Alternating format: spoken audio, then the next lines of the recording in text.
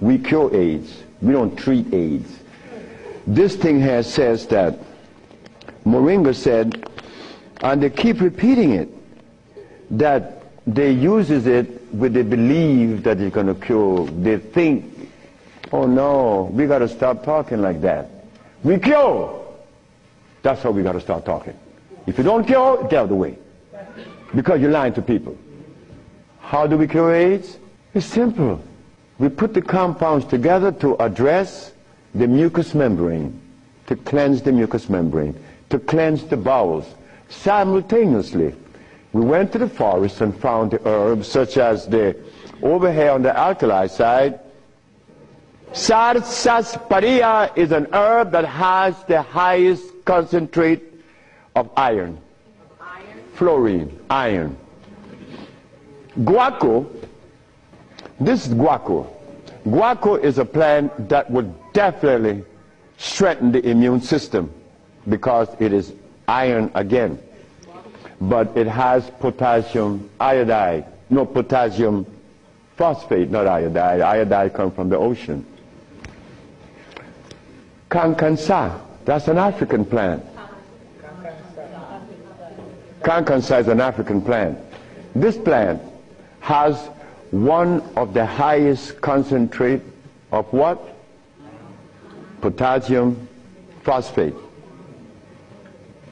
Those are just few of the plants. We use about 40 some odd plants to cleanse the body, strengthen the immune system, and electrify the system, because you want to electrify the body. That's how simple we cure AIDS. Okay, Alzheimer's, that's a brain problem, right? Remember what I said, there's only one disease? Okay. When you have mucus in the nasal passage, it is sinusitis. When you have mucus in the bronchial tubes, it's bronchitis. When you have mucus in the lungs, it's pneumonia. But now you have mucus where? For you to have Alzheimer's, where is the mucus? So we have to remove the mucus from out of the system, especially the brain, but then we have to feed the brain. That's where biochemistry comes into play. The brain. Like if the sister was suffering with rickets, that's bones, right? So we have to address calcium. If she had leukemia, it would be blood, that's iron. But now she has Alzheimer's. She has mucus in the brain, which prevents the brain from receiving what? Oxygen. Now, what is the brain composed of? Copper and carbon. That is what produces electricity. Copper and carbon. It's simple. Copper and carbon produces electricity. You go to an electrical plant, and all you're going to see is a big wheel turning, and it's copper. But against the wheel are these carbon brushes, and the friction of the carbon and the copper produces the resonance they call electricity. Electricity is not fire, it is vibration. But when you short circuit it, it's become fire. So yes, we do have, but she must go to Honduras. What is her age approximately? What? Oh, she's young. She's young. She's very young. She could go to Honduras, and it would be fast. Why Honduras? Like sister went to Honduras with her husband, Linda, Richie, and her husband. She will see the improvement in days. Like the woman went down with a goiter. Like the brother went down there with his stiff leg, and in 3 days he was running up the hill. And he could not believe it. Like, this is where a name comes to mind. And I want you all to remember this, because this is a woman that we all love and we all respect. A brother was taken to Honduras, to the village. You see, the thermal waters in the village has a pH of 8.9. One of the highest attainable pH in waters is found in Honduras and in Africa. Thermal waters, that is. The little boy named Shelby, he has AIDS. He has Kaposi sarcoma. All the black spots on his body.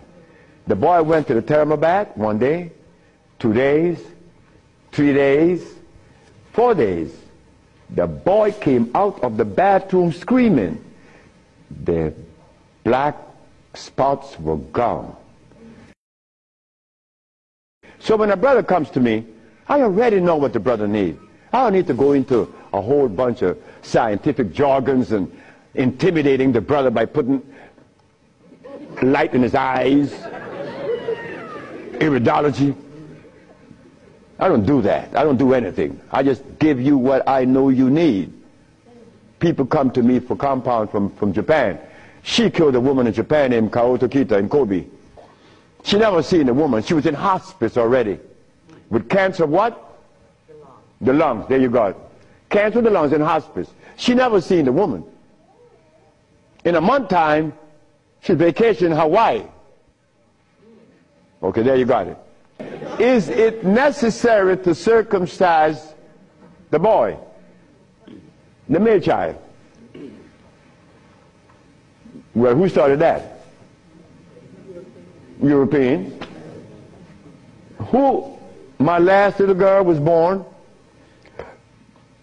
I said, I told the mother, if this child is born and I'm not here, you will not cut the navel string. Okay? You understand? Listen to me now, Fanny. You will not cut this baby navel string. Okay? And I'm going to tell you how to do it. When the baby is born, you put the baby on your chest and let the baby suck your breast. The placenta is going to come right out. You put the placenta in a bowl and put some flowers on it. Keep the navel string attached to the baby until the placenta. 4 days later, it falls off the baby. You throw away everything. No cutting, no stress. No, it isn't necessary to circumcise, because I was never circumcised. It was you. The brother in the back. Hepatitis C. Yes, sir. Mr. Charles Fisher. Who is Charles Fisher? He was the manager for LL Cool J. That was my second case of hepatitis C. Yes. What is hepatitis C? The liver has been stressed. Right. Beyond. Hepatitis C is nothing. Maria Elena from San Pedro had cancer of the liver. Her mother and her aunt bought the black dress to bury her. The doctor sent her home to die. Maria Elena's sister saw a newspaper with me in it. She said, hey, there's a nigger down there in Jutiapa that got a big mouth that says he could do a bunch of stuff. And she came. 2 years have gone by. Maria Elena is healthier than her sister. Yes. What is hepatitis C? It's when the liver has got so toxic and loaded with what? With poison. Blood and starch. So we clean the body. Because you have to clean the intestines. You have to clean the liver. You have to clean the blood. Because all of these have been affected. Yes, brother, we have cured many of hepatitis C. One more thing that's very important. Many of you have insurance companies, right? Insurances. And on that sheet it says that they do not honor anyone that isn't an accredited physician. Meaning that you are compelled to go to see a physician to give you his chemicals. But now they are telling you that they're God and that you have no other recourse. Well, let me tell you something. Yes, they have to honor us, because we have the only compound in the world that is consistent with our cellular predisposition. Nobody else.